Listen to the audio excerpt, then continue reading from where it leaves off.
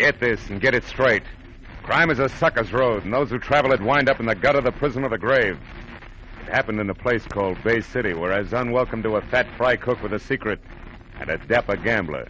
But to the long arm of the law, I was poisoned. It happened like this. From the pen of Raymond Chandler, outstanding author of crime fiction, comes his most famous character in The Adventures of Philip Marlowe.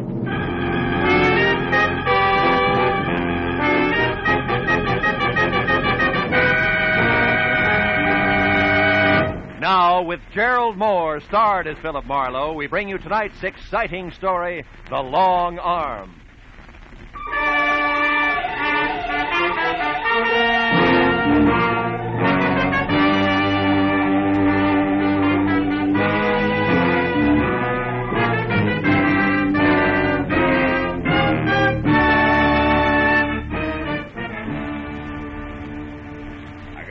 Sunday best on, going strutting with Miss Laura Belly. Oh, fine.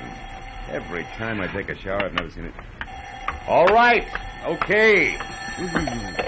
Hello. Mr. Philip Marlowe, please. Yeah, speaking. One moment, please, sir. Bay City is calling. Bay City. I have your party, sir. Go ahead. Thanks. Hello, is that you, Marlowe? Yeah. This is Ernie Parch, Phil, at Bay City.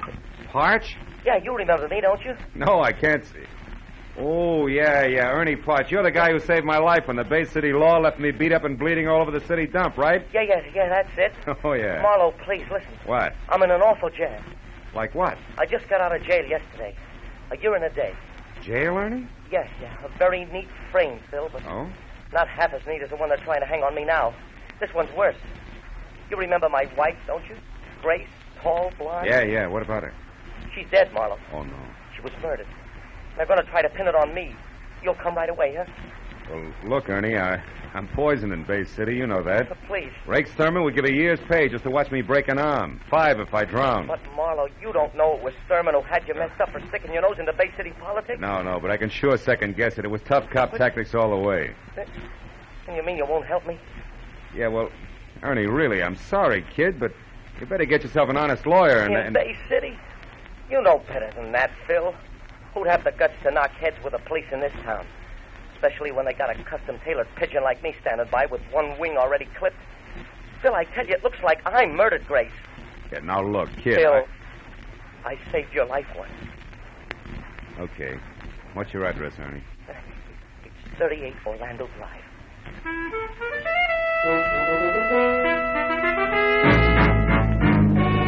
Bay City was a snug seacoast town some 20 miles southwest of L.A. and about twice that distance from being on the up and up.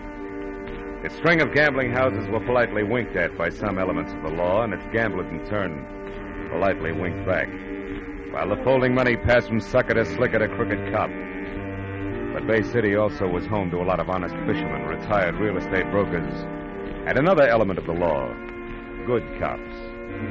Which side Detective Lieutenant Rake Sturman was on, I'd never been able to figure. He only added one way, all cop, morning, noon, and night. The kind who made any private detective feel a little less welcome than a leper. Well, an hour after dark, I pulled up and parked well away from 38 Orlando Street. 5 minutes later, I was watching a nervous Ernie Parch wear out the carpet in his shabby living room. It was at Art Manelli's place, Phil, about a year ago. The little casino. It's out north on the edge of town. Uh-huh. I'd had a few drinks with some of the guys who worked at my gas station. One thing led to another, and finally, we were out there trying to pyramid $50 into $50,000. That's when the cops came in, huh? Yeah. You know, one of those pre-election raids that look good in the papers. You want a drink, Phil? No, thanks. But look, that raid couldn't have gotten you a year and a day, Ernie. Oh, no. But the gun they found in my topcoat pocket could have. Mm-hmm. And did. Yeah, 38 I'd never seen before in my life. Plant, huh? Yeah, a plant that I could only figure two ways, Phil. Either someone at Art Manelli's place just happened to choose my pocket to drop his gun into, or someone just happened to drop it in on purpose. Someone who was sweet on Grace and wanted me out of the way. Now, look, you're sure you know what you're saying, Ernie? I'm positive. 366 days in prison with only one miserable letter from her convinced me. That and the word I got at Gumbo's place late this afternoon. Gumbo's place? Yeah, Gumbo's shanty. The chicken joint run by a fat fry cook named Lou Gomborski. Hmm. Grace worked there.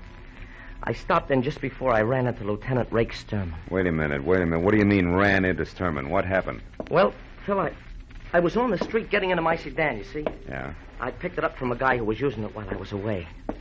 When Sturman pulled up alongside of me in a squad car, and he started to tell me how much he liked seeing ex-cons back in Bay City. What interrupted him? Oh, a call on a police radio. But before he left, he promised to drop around here sometime tonight and chat a while. Mm-hmm. And before that, at Gumbo's place? I found Grace. Now, wait a minute. You've had enough, Ernie. No. You found Grace in what? We had a fight. She admitted running around, said I wasn't worth waiting for. But she wouldn't say who was. I slapped her. Hard. All right, take it easy. Grace is dead now, murdered, remember? Yeah. Yeah, she's dead. Yeah, and they're going to tag me for it. Maybe. Now tell me what happened after you left Gumbo's. I ran into Sturman, like I said. Yeah? Then I drove around for a couple hours to cool off. When I got hold of myself, I came back here and I found her strangled to death. In that chair, Phil. It was horrible. What'd you do about it, Ernie? I'm not sure exactly. Here. I changed my mind. Thanks, Phil. No. I decided to get her out of here. It was just getting dark, so I waited a little, and then I carried her down the rear stairs, and I put her in my car, in the back seat. I put a blanket over her. She's still there, Phil. I was going to drive the car away, but, well, I guess I lost my nerve. What am I going to do, Phil? Sturman might be here any minute. And you got to help me. You must have... Ernie, that won't do it. I'm sorry. All right, kid. Are the keys in the car? No. I got them here. What are you going to do? I don't know. But you get out of here. Do something. But what, Phil? Anything. Go to a movie. Act as relaxed as you can. Do anything. Except come back here for at least 2 hours. Now go on. All right, Phil, whatever you say, I'll go to a movie, yeah. Right now. Right away. Thanks, Phil. I know you'll get me out of this. Ernie Parch's vote of confidence made comfortable listening for both of us. But when he was gone and I was down the rear stairs and out to his car in the alley, keys in hand, I realized that it stopped right there in the back seat. Then in the light that spilled from a nearby unshaded window, I saw I was going to have company. Sharp-pointed elevator shoes, careful blue flannel, and patent leather hair over a pasty face. All of it no more than 5.5 feet and held together by a hand-painted tie that sported a dapper knot the size of a cantaloupe. Good evening. I wonder if you could help me. I'm looking for Ernie Parch, 36 Orlando Drive. I couldn't find any number on this house. Is this it? Yeah, but Parch isn't in. He just left. Oh. You know where he went? No. It's all right, Cautious. I only want to talk to him. My name is Art Manelli. I'm a friend of his. An acquaintance. You? The same, yeah. He went to a movie, Mr. Manelli. I saw the picture, so I'm going home, back to San Diego. I live there. Oh, good. San Diego means US 101 to the south, right past my next stop. I came in a cab, or don't those keys in your hand there say that you're leaving? I mean, I don't want to appear presumptuous. Or wait for a taxi. Or wait for a taxi. Shall I get in, or do you want to slide over to the driver's seat from here? I want to slide, if that's all right with you. Perfectly. Tell me, Mr. Crew-shutter. Mr. Crew-shutter? Yeah. You had business with Ernie? Personal business. You, Mr. Manelli? Yes, I wanted to see Ernie about a good location I have in mind for a new gas station. You know about such things? No, and I don't think you do either, Manelli. Unless, of course, the pumps can be converted into roulette wheels. Oh, you know who I am, eh? Yeah. I also know it's a little strange for you to show up at Ernie's place the day after he gets out of the state pen for a frame that took place at your little casino. What are you getting at, Mr. Crew-shutter? An outside chance that you yourself were responsible for that frame? That you're anxious to see what, if anything, Ernie intends to do about it? The light's red, Crew-shutter. No fooling. Now tell me, why would I want to frame Ernie Parch? I don't know. Could be, Manelli, that you did it accidentally, a little gun hidden in a big hurry. Or it could be you had a tighter reason, huh? Like what? Like Grace Parch, very pretty girl. You're out of your mind. Yeah, sure I am, Manelli. Just plain nuts. So why don't you get out here Get yourself a nice, sane taxi cab. It'll be safer. All right. Just as you say. Hey, mister, me and my pal need a lift going toward the highway. Sure he is. Aye, it's swell. Come on, Noir. We'll ride in the back seat. No, I got stuff in there. Close that door and beat it. Oh, okay, Happy. Thanks a lot. Stop, Mr. Crew Shutter. What kind of stop? Run, Manelli. I'm a bootlegger who never got the word, believe me. Oh, but I do. The light green, Mr. Crew Shutter. So long.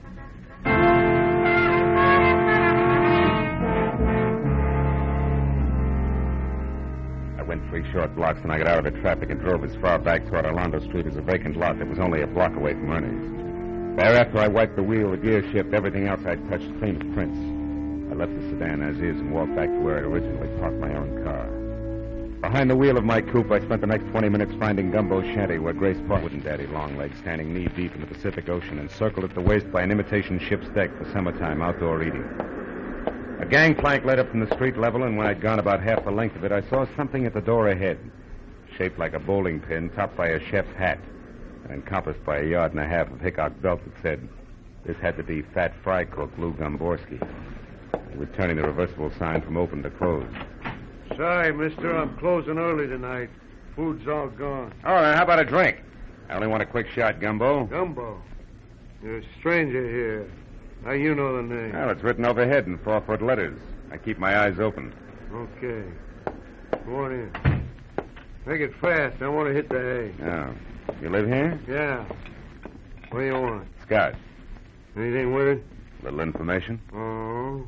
About what? Girl who works for you, Grace Parch. I don't know anything about it. Not even for 5, Gumbo? Make it 10. Okay, 10. And the drink's on the house, huh? Yeah, okay, mister. Grace Parch is 5'2", eyes are blue. Also, she could work at 6 tonight like she does every night, period. Uh-huh. Here's to you.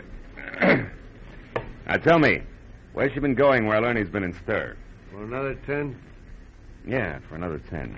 On one condition, no more lousy poems, Gumbo. Just a few straight facts, huh? Sure. Sure.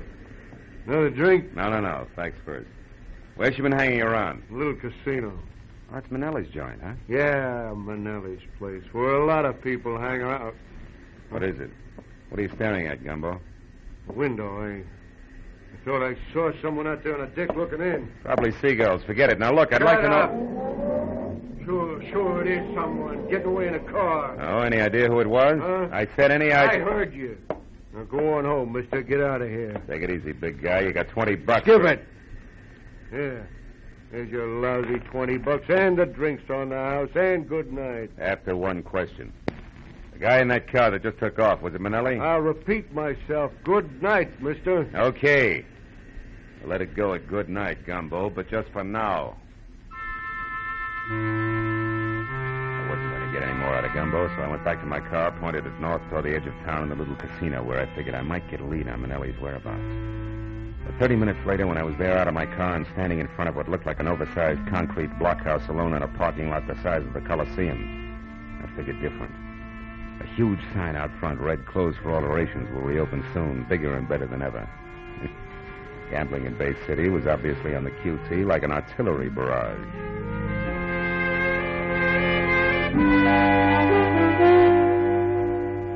By the time I got back to 38 Orlando Street, nearly 3 hours had gone by since I'd last seen Ernie.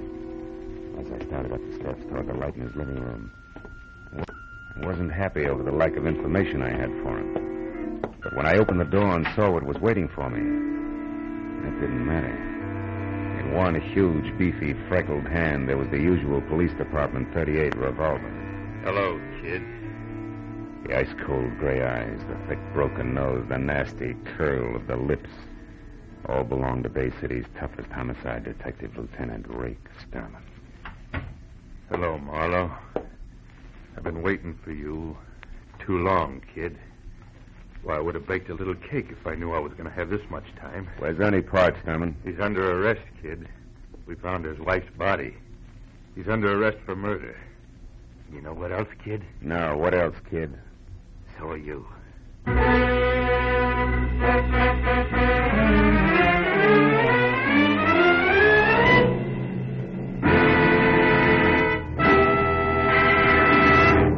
In just a moment, the second act of Philip Marlowe. But first, Fred Allen's crack that it's no wonder comedians can't find work when singers go comical has had a fast reply from Bing Crosby. Bing has invited Fred to be his guest on his CBS show this Wednesday night. And you can get right into the very middle of the argument on most of these same CBS stations, where Bing Crosby's show is every Wednesday night.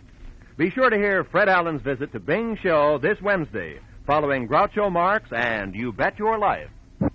Now, with our star, Gerald Moore, we return to the second act of Philip Marlowe and tonight's story, The Long Arm.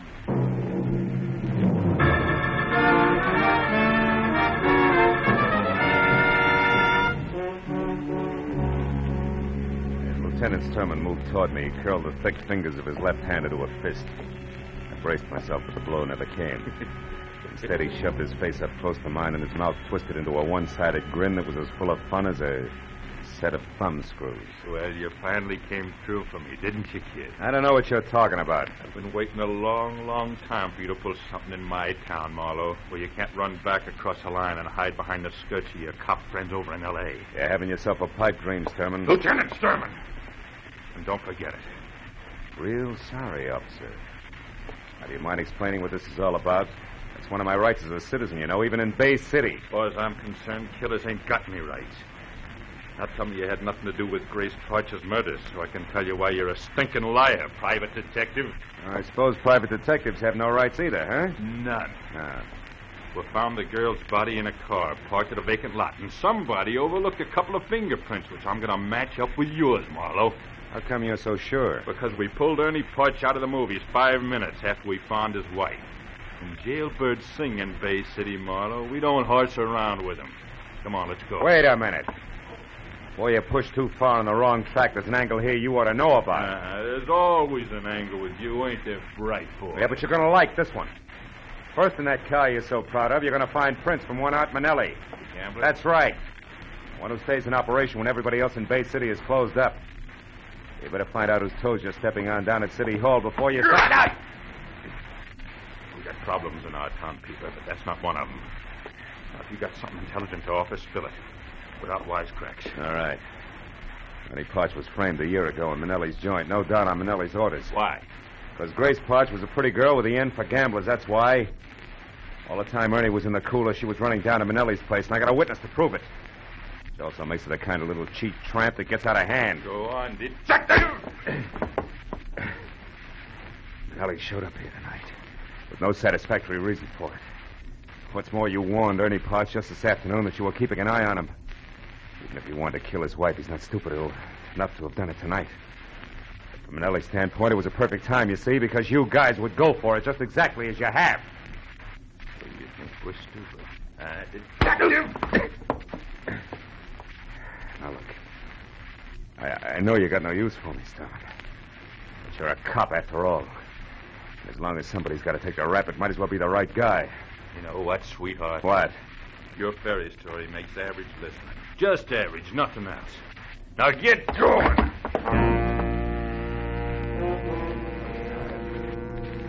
Too tired to take what I know I'd be given.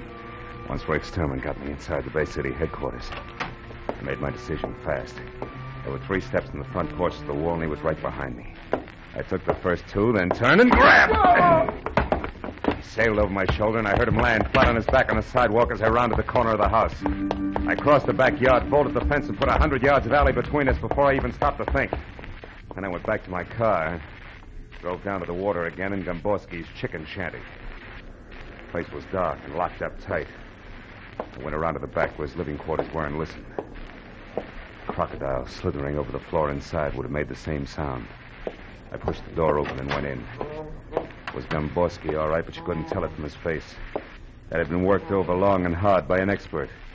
He didn't know I was there until I touched him. Get away. Go on, get out of here. Who gave you the beating, Gumbo? Lay off, will you, please? Haven't I took enough already? All right, come on, get up. Up. That's it. Now, look, Gumbo. You told me one thing about Art Manelli, that Grace Parch went to his joint a lot. And you spotted somebody outside the window and you clammed up. I come back now and I find you like this. Isn't it obvious you're wasting your time trying to protect him? Oh, shut up. Shut up and get out of here. Listen to me, you poor sap. Can't you see you're going to be living with this from now on? Every time he gets the jitters, he'll give you another going over to match this one. But he really gets jumpy, Buster, and then he'll do worse than that. Don't you get it? Now, listen, mister, that's guessing. And I know what'll happen if I open my yap again. I'm just not going to take that chance. Don't you realize we'll never lick Manelli if we don't fight? Leave me alone. Yeah, leave me alone. I'm not saying nothing. You understand? Nothing. Not one word. Now get out. Go on, get out. All right, you miserable sucker. I'm through talking to you. You'll think the other guy gave you a light massage by the time I'm through with you. Yeah, well, that's what you think. Hey, now stay where you are. I don't want to kill you, mister, but I will unless you beat it. I'd rather face that than talk. You're getting in too deep, aren't you, Gumbo? There's nothing else I can do. Doing nothing to me. I know which side my bread's buttered on. Yeah, but you made one big mistake already. Mistake? What do you mean? You left yourself wide open for this coffee pot. I'm sorry, sucker, but I don't have much time. Drop the gun. Come on, drop it. That's better. Now just tell me one thing and I'll leave you alone. All I want to know is where I can locate Art Manelli right now. He's at his club, at the little casino. You're lying. I was down there. It's closed. It's being remodeled. I'm not lying. All right, you need some more rubbing. Oh, okay. He's got a suite of rooms downstairs under the club. They're not being done over. That's where he lives. He ought to be there now. But you got to protect me. Stillman and Manelli will kill me. He'll kill me. That's all I want to know. So long, Gumbo.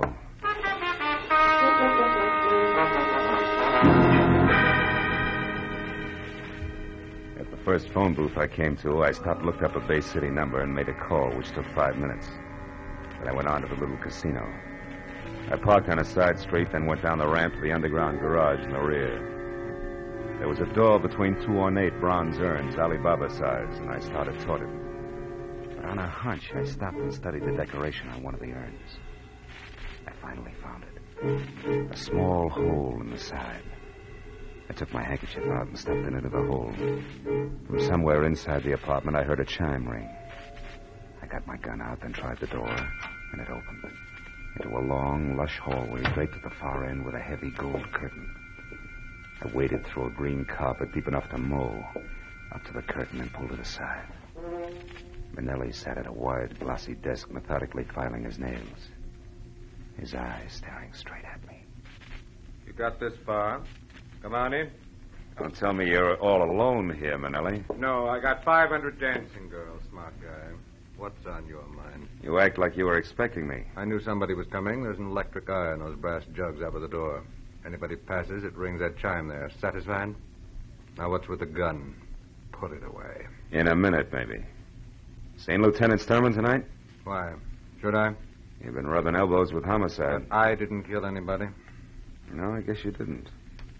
But I've got a good idea who did. Ernie Parch, of course. No chance. It was your business partner, Lieutenant Rake Sturman himself, and 5 will get you 10. He's got big news for you. Yeah? Hey, Rake. Steady, Marlowe. Don't move.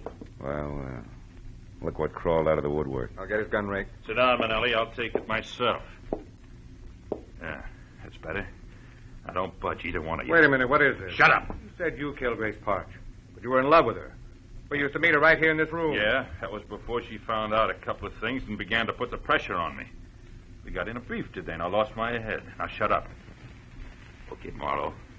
Let's have it. How'd you dope it? Oh? Gamborski took a beating tonight just because he mentioned Manelli here. With a little more pressure, he mentioned someone else.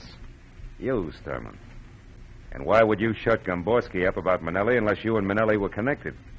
That connection was all I needed. Uh-huh. Right on the button, sweetheart. For all the good it'll do you. Listen, I don't get this. I don't understand. You don't have to anymore. You're through. What are you saying, Rake? You know too much about me, Manelli. You know it all. Now, wait, you can't do this. Yes, I can. In fact, Marlowe here gave me the idea. He even worked out all the motives. So it's easy. I came here to arrest you for Grace Parch's murder. You resisted, and I had to shoot you. Ain't that a shame? But about this Ernie Parch. I intended to hang it on him, Manelli, but he's nothing to me. I don't care if he lives or dies. But you're getting too big for your britches anyway. So this is better, and I get 3 birds with 1 stone. Grace, Manelli, And you, Marlowe. Before you start pulling the triggers, Thurman, you better ask your boys. Huh? A couple of them are waiting for you behind that gold curtain there. You're a liar, Marlowe. The electric guy would have tipped us off if anybody else came in. I blinded that eye with my handkerchief on my way in. Right, Lieutenant What? Thurman. Johnny, how long you been there? About long enough. Better drop it, Lieutenant. I don't take orders from you, Sergeant. You do tonight. Chief himself sent us out. Yeah, I took the liberty of going over your head, Lieutenant, just before I came in. Under the circumstances, you'll understand. Why, right? you... Better drop it, Lieutenant. Drop it! Okay, now come on. You two guys, too. Come along quietly. Sure. Always glad to ride with old Rakes Thurman anytime at all. Just as long as there's a couple of policemen in the same car.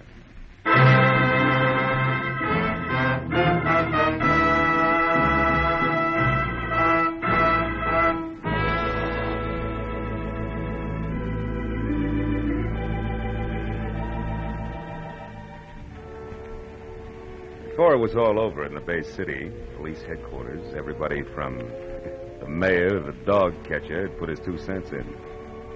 And I'd given the same answers to the same questions at least 50 times. All about crooked cops and Rakes Thurman in particular. But finally, hours later, I was free to go home. And as I drove through the quiet streets, I was still thinking about cops. This time the other kind.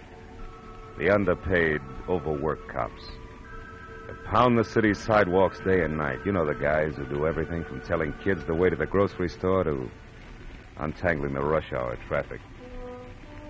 Yeah. And I thought about each one of those cops who someday chases a hopped-up gunman down a blind alley and doesn't get home that night. Or any night. Ever again. And then I forgot all about Rakes Thurman. Because after all, he was just one bad one in a multitude of good ones. An insignificant sore on the long arm of the law.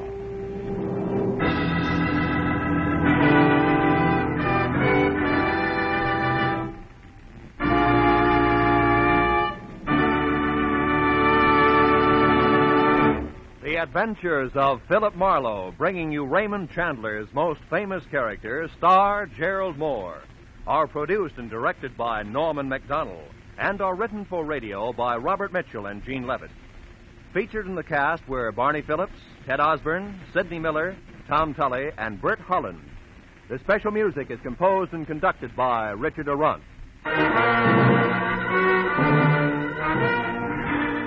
Be sure and be with us again next week when Philip Marlowe says...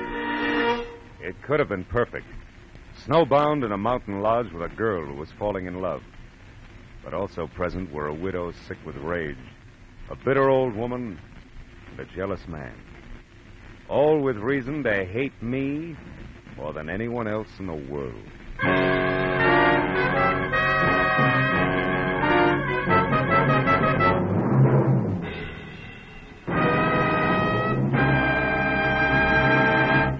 Two all-star bouts are promised on CBS this Wednesday night.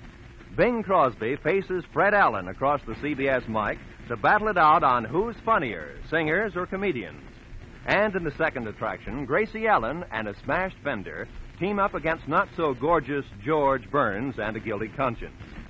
This Wednesday also brings you Groucho Marx, his ad-libs, and his teams of opposites on You Bet Your Life, and a Dr. Christian story about two redheads in love. Fun, action, variety. They're all yours with Dr. Christian, Groucho Marx, Bing Crosby and Fred Allen, and George and Gracie on most of these same CBS stations this Wednesday night. This is Roy Rowan speaking. Now, stay tuned for Pursuit, which follows immediately on most of these same CBS stations.